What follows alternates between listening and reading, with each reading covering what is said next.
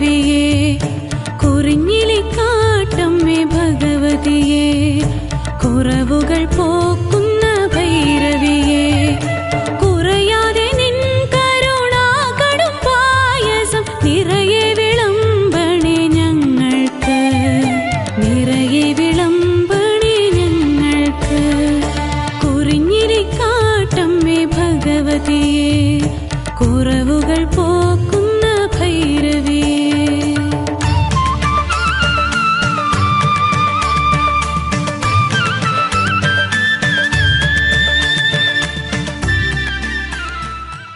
നൂറ്റാണ്ടുകൾ പഴക്കമുള്ള ഒരു ക്ഷേത്രമാണ് കുറിഞ്ഞിലിക്കാട്ട് ഭഗവതി ധർമ്മശാസ്ത്ര ക്ഷേത്രം. ഇതിന് വളരെയേറെ പാരമ്പര്യമുള്ളൊരു ക്ഷേത്രമാണ്.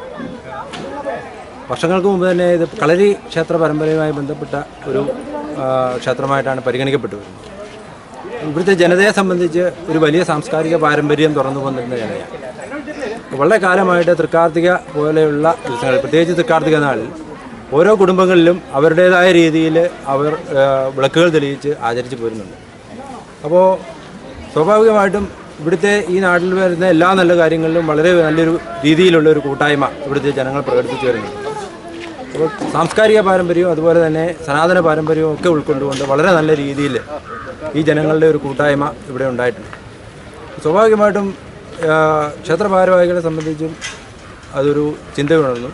അതായത് ഈ അതാത് കുടുംബങ്ങളിൽ കത്തിക്കുന്ന ഈ ദീപം അതൊരു കൂട്ടായ്മയുടെ ഭാഗമായി ഒന്ന് ഏകീകരിക്കുക. അതിനു വേണ്ടിയിട്ട് അത് എന്തുകൊണ്ട് ഈ കുടുംബങ്ങളിൽ പ്രകാശിപ്പിച്ചു വരുന്ന ദീപം ആ ക്ഷേത്രങ്ങളിലായിക്കൂടാ എന്നുള്ള ഒരു ചിന്തയാണ് തൃക്കാർത്തിക മഹോത്സവത്തിലേക്ക് ഞങ്ങളെ, ഈ തൃക്കാർത്തിക ദീപ കാഴ്ചയിലേക്ക് ഞങ്ങളെ നയിച്ചത്. അതനുസരിച്ച് ഏതാണ്ട് 4 വർഷങ്ങൾക്ക് മുമ്പ് വലിയ രീതിയിൽ തുടക്കമിട്ട ഒരു സംരംഭമാണ്.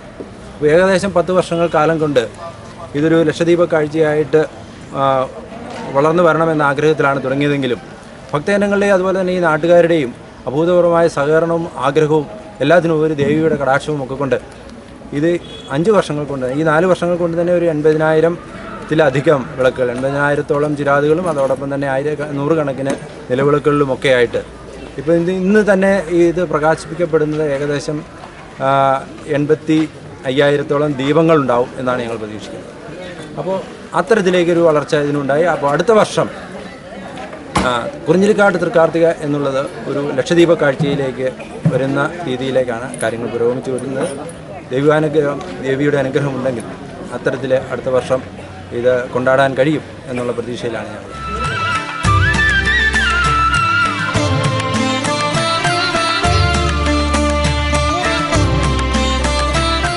എൻ്റെ പേര് പ്രശാന്ത്. ഞാൻ ഈ നാട്ടുകാരൻ തന്നെയാണ്. ഇവിടുത്തെ കരയോക്കാരുടെ ഒരു ആഗ്രഹപ്രകാരം ഇവിടുത്തെ കാവിലമ്മയുടെ ഫോട്ടോ തരികയും അതിനോടനുബന്ധിച്ച് അതൊരു ഡിസൈനാക്കി വയ്ക്കുകയും പിന്നീട് അത് ഗ്രൗണ്ടിലേക്ക് വരയ്ക്കുകയാണ് ചെയ്തിരിക്കുന്നത്. ആ ചിത്രീകരണം ഒരു ദേവിയുടെ രൂപത്തിലാണ് കാണാൻ പറ്റുന്നത്.